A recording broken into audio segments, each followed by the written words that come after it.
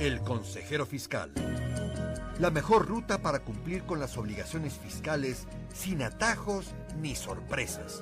Pregunte al experto Vicente Morales Villagrán, su consejero fiscal.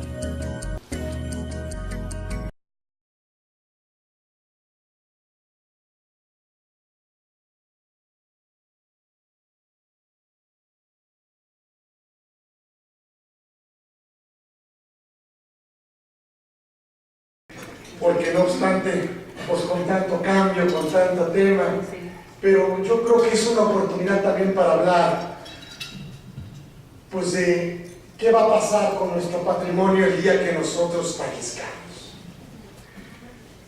No es un tema de muerte, es un tema de vida. Tratar de cambiar ese tema, decir, me da no sé qué hacer un testamento, siento que me estoy muriendo, ¿no? Y luego sientes que te estás muriendo. Y sí, ¿no? Entonces, pero pues aprovechando este privilegio que me da todo el equipo y mi gran amigo Vicente y maestro, pues yo les traje pues un extracto, no de la obra, porque no venimos a leer el libro, pero más que nada tratar de simplificar qué pasa en materia de sucesión. Si quiere, pásenme la siguiente. Esta es una definición que yo plasmo en la obra, que es la planeación patrimonial es el curso de todas las acciones que han de destinarse al conjunto de obligaciones y derechos de la persona. Una definición, aquí hay abogados, por supuesto, espero que me den la oportunidad de equivocarme, pero yo lo veo así, y que tiene la finalidad de optimizar los bienes muebles e inmuebles, considerando las mejores alternativas contempladas dentro de la normatividad legal y fiscal, garantizando la seguridad de los mismos. Y entonces hice una estructura patrimonial, que es la siguiente lámina, y esta es la estructura del patrimonio, que es la forma en que se reconoce al cuantificarse. Si no está cuantificado, no es heredable. Es decir, para hablar de patrimonio, necesito cuantificar cómo se estructura, y además un tema muy complicado que nos pasa en la vida real, comprobar la propiedad. Es decir, no sabemos que tenemos bienes, pero no podemos demostrar que son nuestros. Es decir, pues no se han escriturado, no tenemos la factura. Entonces, en el tema de la propiedad, ¿sí?, o situación jurídica de cada uno de los bienes, pues la estructura, suponiendo que pasamos por ese camino tortuoso de decir qué es mío y qué no es mío, entonces nace la posibilidad de estructurar el patrimonio. Y lo estructuramos de esta manera, que son los bienes. Los bienes se componen en tangibles e intangibles. En la parte de tangibles tenemos los muebles y los inmuebles, y en la parte de los intangibles tenemos obviamente la propiedad, la hipoteca, la prenda y el usufructo. Todo esto conociendo nuestro balance patrimonial. ¿De qué se compone? El otro día me decían, ay Carlos, pues yo tengo puras deudas. Y entonces, como que siento que no tengo patrimonio. Pues sí tienes patrimonio, porque también el que tiene deudas, pues tiene patrimonio. La ventaja que nos da la ley es que, pues hay que decirle a nuestros hijos que si yo me muero y mi hijo recibe, pues tampoco tiene la obligación de aceptar la herencia. Y por lo tanto, en el momento en que nace la herencia, también nace la posibilidad de repudiarla. Y entonces, simplemente, pues esa posibilidad sirve para que los hijos no se queden con nuestras deudas. Entonces, esto también hay que hacerlo bien. Y derechos y obligaciones. Los derechos y obligaciones se componen en contratos, Este material se los dejo para que se los manden. Y de títulos. En la parte de contratos tenemos concesiones y tenemos patentes, y en la parte de títulos tenemos todo el tema de obligaciones, todo el tema de acciones y todo el tema de certificados. Y esto es nuestro expediente patrimonial. Ese es un ejercicio que hay que hacer todos para no dejar problemas el día que fallezcamos, porque sentimos que hoy la familia es feliz, pero basta con que yo me muera para que sea infeliz. Y entonces dejamos problemas y muchas veces el patrimonio no alcanza para rescatar la armonía familiar. No va a haber forma. El patrimonio se rescata con más patrimonio, pero la armonía familiar no se rescata. Es decir, si la familia empieza a pelearse por las bienes y la herencia, es muy difícil que pueda llegar a conciliarse, porque ya pusieron como prioridad la parte económica y no la parte familiar. Y entonces aquí tenemos nuestra estructura del patrimonio empresarial, que también la utilizamos como patrimonio personal, y tenemos los principales rubros que constituyen el patrimonio. Tenemos el cajón, mi padre hablaba de cajones, el cajón inmobiliario. Y ahí tenemos las construcciones, los edificios, las naves industriales, los terrenos. Tenemos el cajón de la liquidez. Cada cajón puede pasar al otro. Es decir, yo puedo vender un bien inmueble y hacerlo líquido, y entonces mi patrimonio se compone del cajón líquido, del cajón de la liquidez. O puedo tener todos. En la parte de la liquidez, pues tenemos joyas, hay ganado, colecciones, obras de arte, efectivo en caja, acciones en bolsa, centenarios, divisas, mercado de dinero. Toda la parte líquida, toda la parte de cash, pero no solo de cash, sino que toda la parte que es muy fácil cambiar liquidez, o sea, de fácil intercambio de liquidez. Tenemos también el cajón de bienes muebles.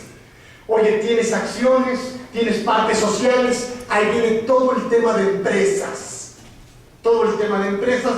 Tenemos, obviamente, empresas a tu nombre, tenemos maquinaria, tenemos automóviles, y son toda la parte de bienes muebles, que, insisto, debemos confirmar algo muy complicado. ¿Es tuyo o no es tuyo? Bueno, pues, yo creo que sí es mío, porque yo lo uso todos los días. A ver, enséñame la factura. Yo creo que sí es mío, porque yo lo uso todos los días. Es distinto. Entonces, a partir de cuantificar nuestro patrimonio y comprobar la propiedad de él, tenemos una estructura patrimonial. Y ahí tenemos también el cajón de las deudas, que se conforman también, forman parte del patrimonio. Tenemos las deudas, todos los préstamos bancarios y todas las hipotecas. ¿Cuál es la recomendación cuando tenemos este cajón? Que si nosotros fallecemos, la aseguradora cubre la deuda, y entonces este cajón desaparece y sale de la masa hereditaria, porque entonces yo cubro la deuda mientras yo viva. El día que yo muera, la aseguradora paga la deuda, porque ya hay una suma asegurada. Y entonces eso es lo más fácil que haya. Y hoy por hoy, pues las instituciones financieras no pagan si no existe ¿qué? Pues esa protección. Porque si no, ellas se quedan sin cobrar. O si no, pues te quitas la vida para no pagar. Y entonces, pues eso no existe, porque el banco tiene que cobrar. Y aquí tenemos también la parte de la propiedad industrial, que es todo el tema de, como dicen los empresarios, lo que valen de las empresas, ¿no? Todo el tema de intangibles, todo el tema de marcas. Tenemos que crear un portafolio de la propiedad industrial, todo el tema de intangibles, a través de constancias de registro ante el INPI. Si no hay constancias de registro ante el INPI, no hay propiedad. Y eso hay que solicitarlo. Oye, se me perdió el título, pues hay que buscar, sustituirlo por otro, pedir una reposición. Este tema de comprobar, insisto, la parte de la propiedad es compleja. no todos tienen la posibilidad de comprobar qué es suyo y qué no es suyo. Luego, la constancia de registro, y luego en la parte de derechos de autor. Si tienes derechos de autor, pues hay constancia de registro al Instituto, ¿sí?, de Derechos de Autor. Todo esto se conforma como el expediente de intangibles, el expediente de propiedad intelectual o industrial que podemos tener cada uno de nosotros.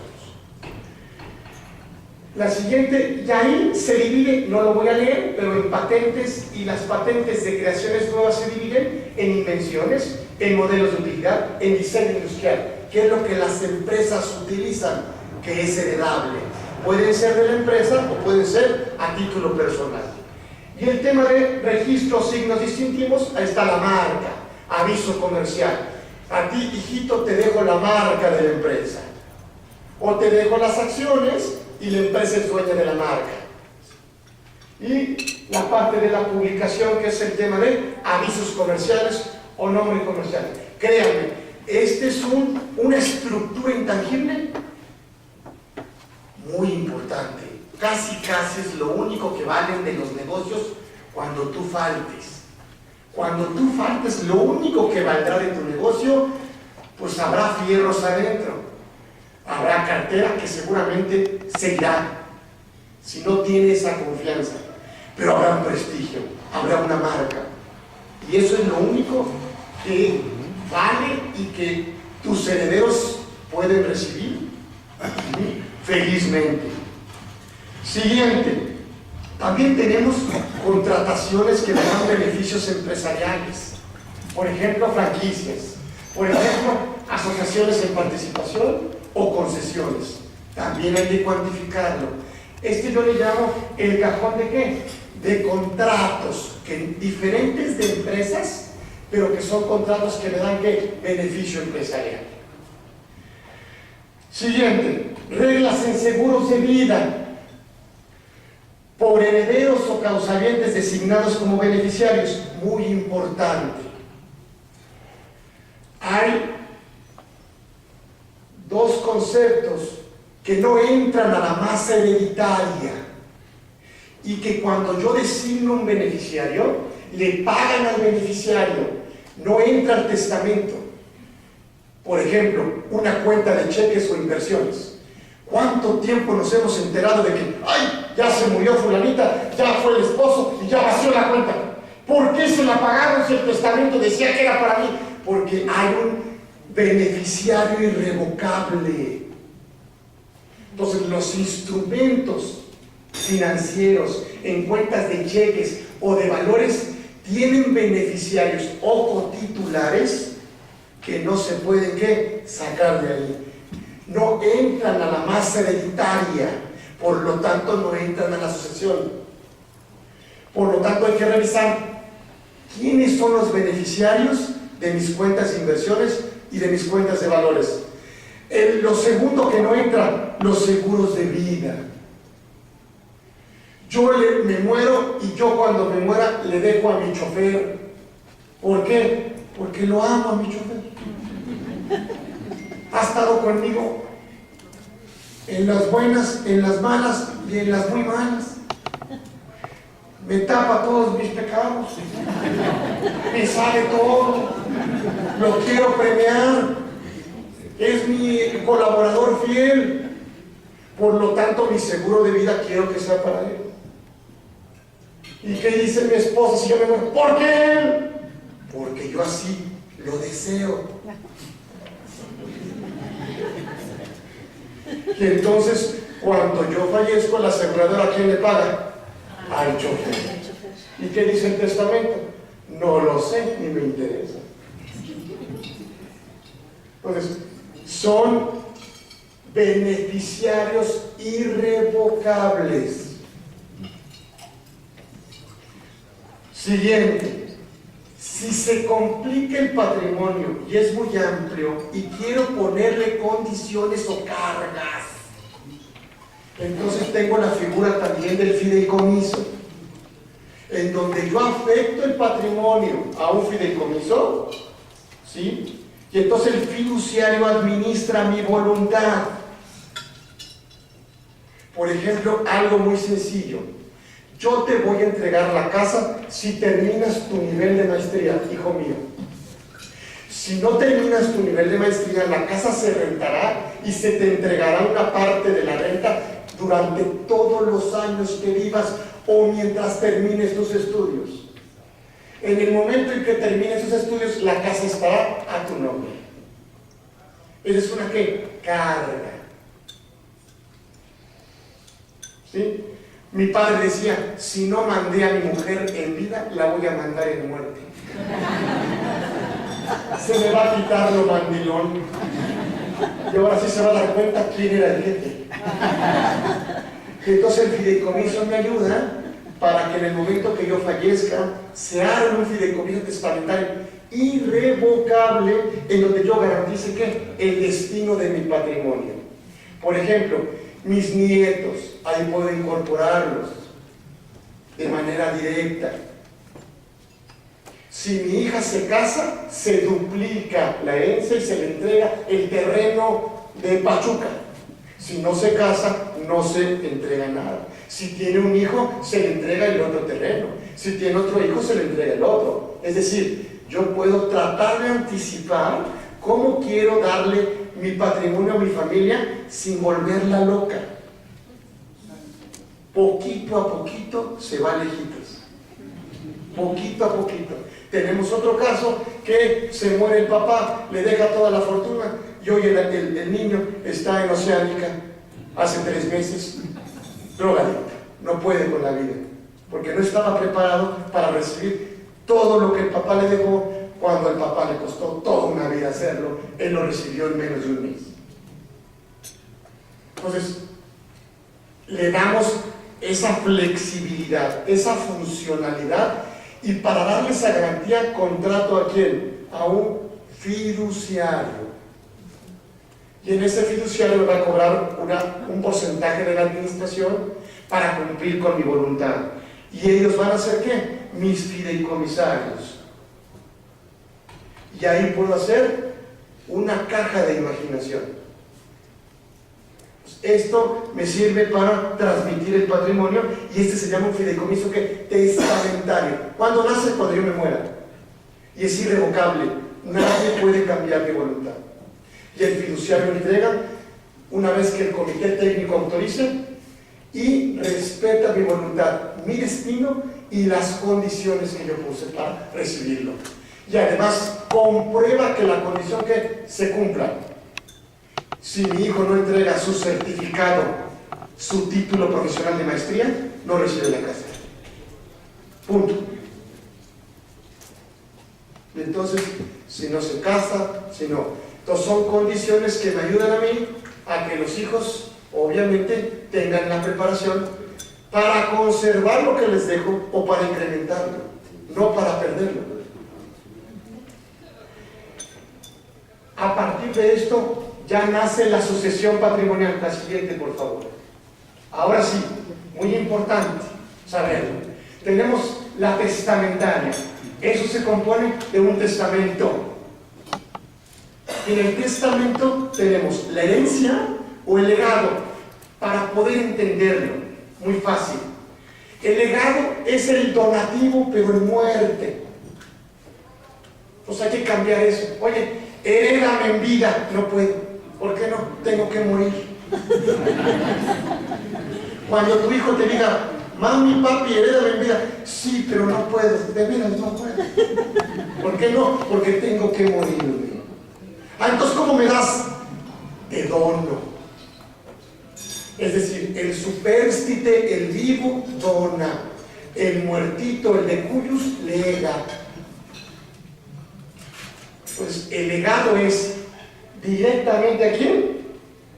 Un bien específico con sus derechos y cargas a título personal. Esta casa a Juanito Peláez. Y todo lo demás en partes iguales o en porcentajes distintos. Pero el destino es ¿qué? A título personal. Es único. Entonces, yo puedo establecer legados. ¿Qué necesito? ¿A quiénes? ¿Qué le voy a dar? ¿Qué bienes y qué derechos adquiere? Y luego en la parte de la herencia. La herencia es de todos los bienes con sus derechos y cargas a título universal. ¿Qué quiere decir eso? ¿A quiénes? Todo. Todo. Lo que haya, lo que haya. Hoy puedo llegar con el notario Silas y lo que puede llegar a ver. Muy importante. Si yo no hago un testamento, me voy a un juez de lo familiar. Me va a formar. Y entonces va a ser lo mismo que yo puedo hacer en vida con un notario. Va a hacer el balance patrimonial, va a cuantificar el patrimonio, va a evaluar el patrimonio, va a designar herederos, va a presentar los edictos, ya pasaron 2 años y además me va a cobrar un porcentaje sobre la masa hereditaria. Y entonces lo peor, nadie lo puede vender, nadie lo puede rentar, nadie lo puede ocupar. Y hoy un patrimonio de una casa, casos de la vida real, de 8 millones, hoy vale 4 porque ya se inundó por las lluvias. Y nadie puede abrir la casa porque los hijos dicen, no. Esa casa se va a vender. Y dice el otro, no, esa casa la voy a vivir yo. Y dice el otro, no, esa casa la vamos a rentar. No, es un problema. Un problemón. No me da miedo ni me asusta el problema. El patrimonio queda estancado. Y no hay forma de duplicar el valor si el patrimonio no está movible, mueve, lo cambia, lo vende, lo cambia por dinero, renta, usufructo, esto, compra, rente, muévelo. Cuando el patrimonio se estanca, tu patrimonio decae. ¿Ya? ¿Ahorita qué hay que hacer? Pues ahorita, pues hay que endeudarse en pesos, hay que reestructurar deudas de dólares para pesos, hay que comprar bienes que baratos para rentar.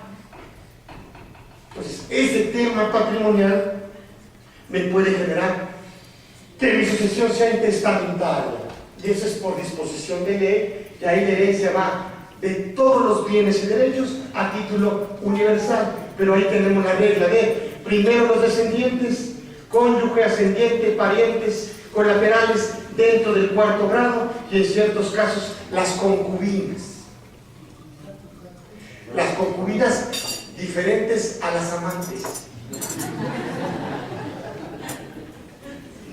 La concubina no es la amante. La concubina vive con él o 2 años o tiene un hijo con él, lo primero que ocurra. Pero fuera de ya de un qué, de un matrimonio.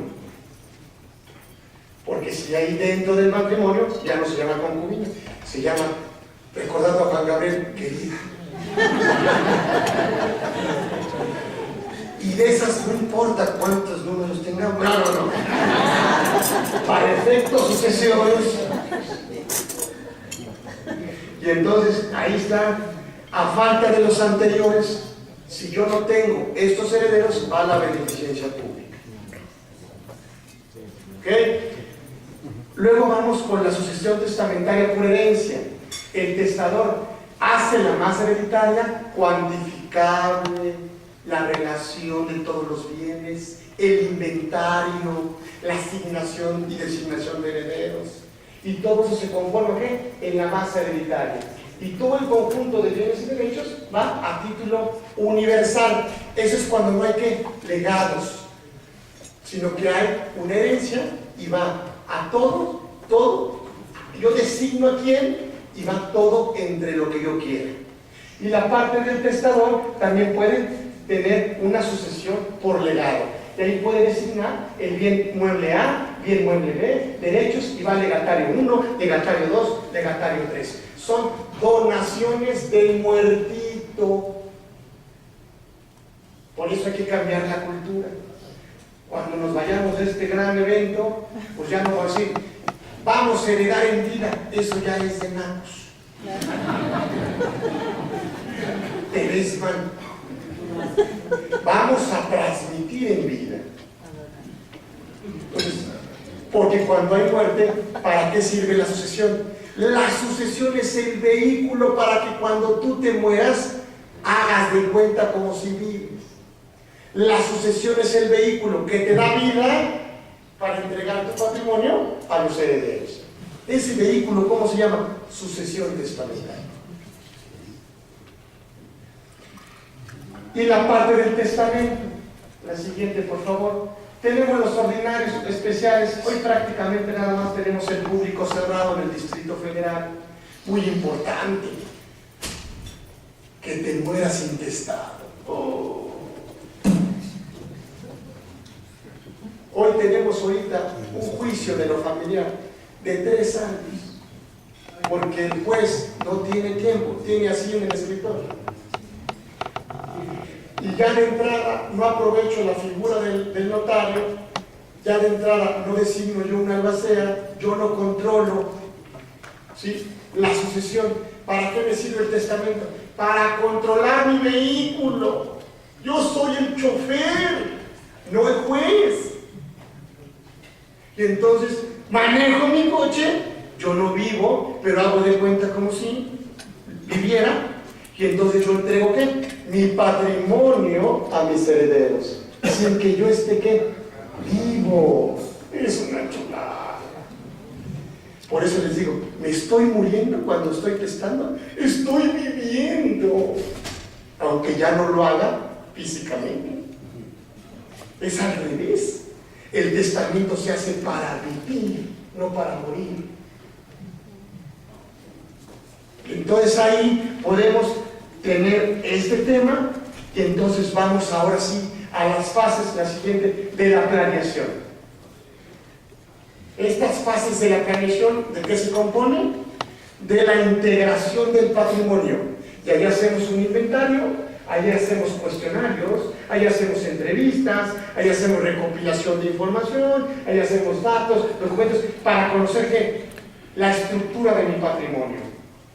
Luego lo clasifico, ¿por qué? Por cajones, ya expliqué. Luego lo evalúo, es decir, hay que, mediante la determinación de costos históricos y cálculos fiscales financieros de mercado, con avalúos, entre otros. Si no está cuantificable, no lo puedo transmitir, no lo puedo, ¿sí? Tiene que tener un valor, ¿sí? Análisis del patrimonio. Obviamente tengo que identificar ¿qué? Riesgos, alternativas, así como proponer medidas precautorias y preparatorias. Cuando hay algún bien en copropiedad espantoso, no sirve. No sirve, la copropiedad sí sirve, pero el bien se queda estancado si uno de ellos no quiere lo mismo que el otro. Entonces, tenemos el error, hombre, perdón, no es legal, es que yo soy muy intenso. Tenemos el error de pensar en la persona y no pensar en el patrimonio. La copropiedad me deja parada el patrimonio, parado. ¿Por qué? Porque si el otro no lo quiere vender, ¿qué hago yo con eso? Y acuérdense que cuando te compran, vende. Y de acá que te pongas de acuerdo con el copropietario, el patrimonio se va a ¿qué? Entonces las estructuras jurídicas tienen que hacer que el patrimonio se mantenga con su valor o aumente, no decrezca. Y luego la última, las garantías que ofrece la planeación. Debe dar seguridad y continuidad. Cuando un usufructo, cuando un fideicomiso. Otra cosa muy importante, no dividir el patrimonio, ¿sí? Por ejemplo, casos en la vida real. El papá le dejó la empresa a los hijos, sí, pero las plantas de las bodegas de las empresas a las hijas, y la empresa necesita de las bodegas, nomás que el dueño nunca le cobró renta de las bodegas, y ahora las hijas, ¿qué le dijeron a los hermanos? La renta es de tanto. ¿Y qué dijeron los hijos? Es que la empresa nunca ha pagado por esas bodegas. Pues sí, mi papá se equivocó. Ese es tu patrimonio, este es mi patrimonio. Por lo tanto, tengo que dejar un patrimonio que no se pueda ¿qué? Separar. Y si se separa, deja de tener valor. Por lo tanto, ¿yo qué tuve que haber hecho? Dejarle la empresa con todo lo que la empresa necesita para seguir siendo empresa y seguir conservando su ¿qué? Su valor. Y luego, de otra manera, a las hijas que les dejo, el equivalente a lo que les dejé a mis hijos, pero en efectivo. A ver, hijita, esas plantas valen 2, 3, 4, 20 millones, aquí están sus 20 millones. Para el tema de justicia. Pero entonces no puedes dejar diferentes legatarios o diferentes herederos cuando el patrimonio esté en riesgo de separarse y perder su valor. Muy importante. Luego, la implementación. Tenemos que tener un mantenimiento del inventario de bienes porque los bienes salen, entran y se mueven. El testamento cada cuándo hay que cambiarlo, cada que haya esto. Y el último matará al anterior. Valuación y actualización del patrimonio. Hay que evaluarlo. Ahorita que el dólar creció, hoy estamos haciendo ¿qué? Nuevas valuaciones. O sea, empiezas en una planeación patrimonial, pero nunca terminas.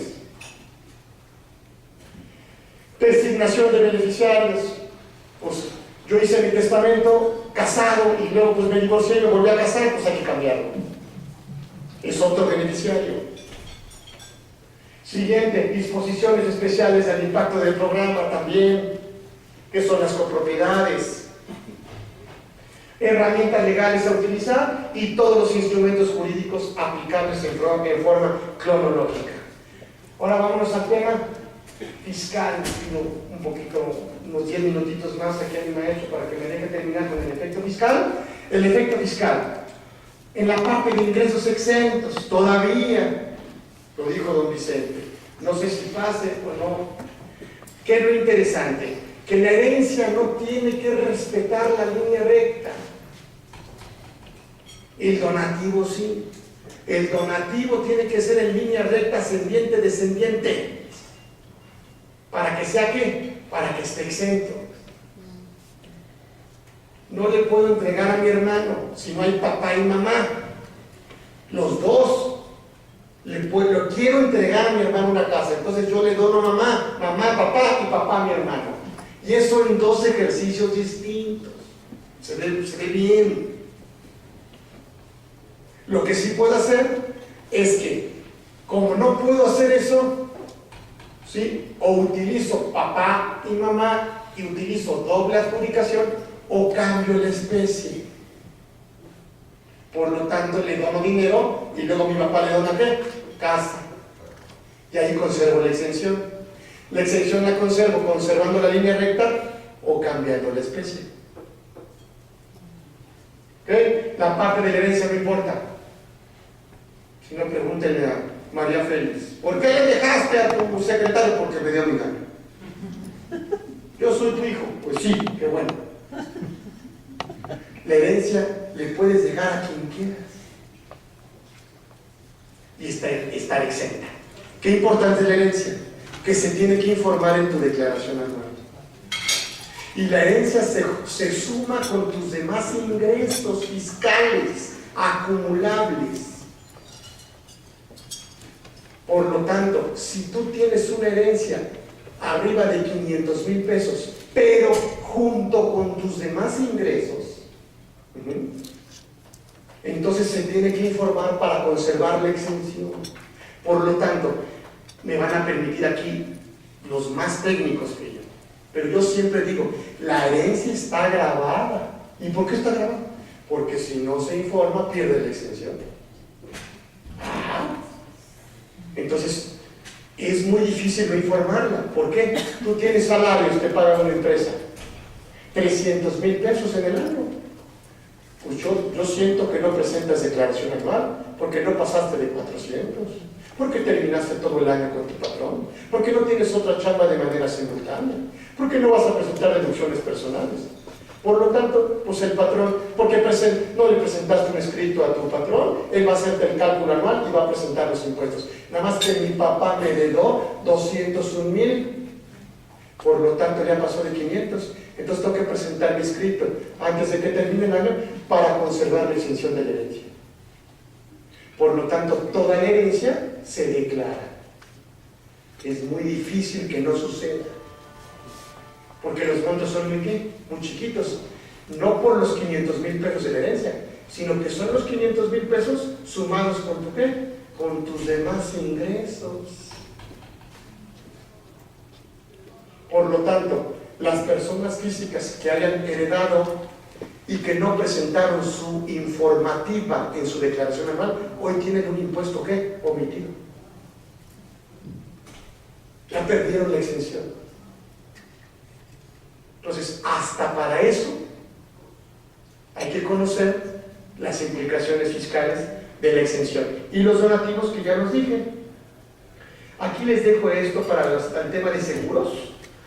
Por ejemplo, en supervivencia, en seguros de donde el riesgo amparado en la supervivencia, pues estarán obviamente exentos. Cuando yo llegue a los 60 años, hubieran transcurrido 5 años desde la fecha de contratación del seguro y al momento en que me paguen la indemnización y yo haya pagado la póliza, el asegurado. Si el seguro de supervivencia, entonces está exento. Y son temas que después podríamos hablar. Obligaciones por el albacea. La siguiente, por favor, más, la otra. Fiscalmente continúa el cumplimiento de la obligación, tanto en la declaración con los avisos del RFC en caso de muerte del contribuyente. Debemos señalar que la disposición regula el proceso de la sucesión y dicho cumplimiento de la sucesión, ese vehículo que yo les comento, ese carrito donde se sube el muertito para llevar su patrimonio a sus hijos, a sus herederos, que se llama sucesión testamentaria. Por la figura del representante recae en el albacea. Por lo tanto, el albacea es la persona que tiene la responsabilidad de dar cabal, ¿qué? De dar cabal cumplimiento a la obligación fiscal. El albacea hace las veces del contribuyente. Y luego el representante de la sucesión se pagará en cada año de calendario el impuesto que por cuenta de los herederos, considerando el ingreso en forma conjunta, hasta que se haya dado por finalizada la liquidación de la sucesión. Hay que liquidar la sucesión. ¿Para qué sirve la liquidación? Para matar al muertito que para efectos fiscales no se ha muerto, sigue vivo. Hay que matarlo fiscalmente. ¿Eso cómo se llama? Liquidación de la sucesión.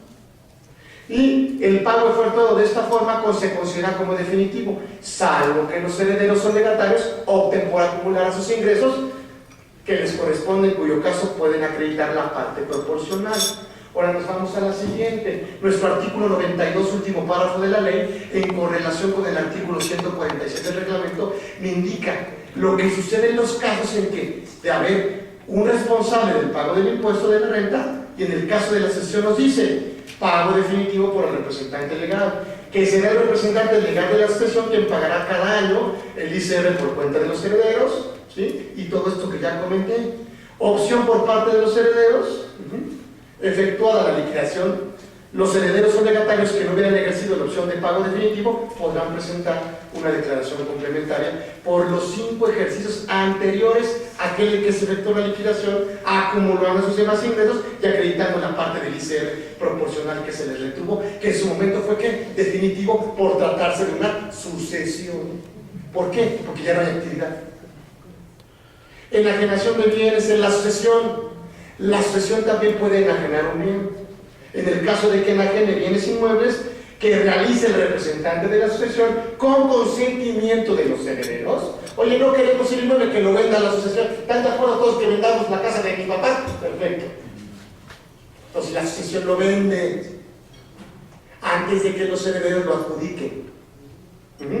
Y tratándose de enajenación de inmuebles cuyo dominio pertenezca prohibido a varias personas, entonces cada propietario determinará la ganancia conforme al régimen de enajenación de bienes. Como ya conocemos. A la siguiente, por favor.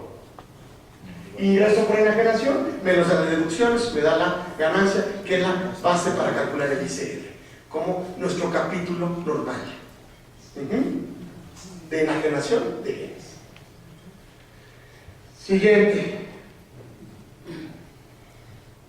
Costo comprobado de la acción. En caso de los bienes adquiridos por herencia, legado o donación, se va a considerar como costo de adquisición o como costo comprobado por acción, según corresponda el que haya pagado el autor de la sucesión o el donante, como fecha de adquisición la que hubiera correspondido a estos últimos. Es en el tema de costo comprobado de las acciones, en la parte de cuando yo heredo ¿qué? Las acciones de las empresas. Y luego vámonos al tema del Código Fiscal. En la parte del código, el reglamento de su artículo 2930 señala los avisos al RFC que se deben presentar cuando se encuentren alguno de los siguientes supuestos.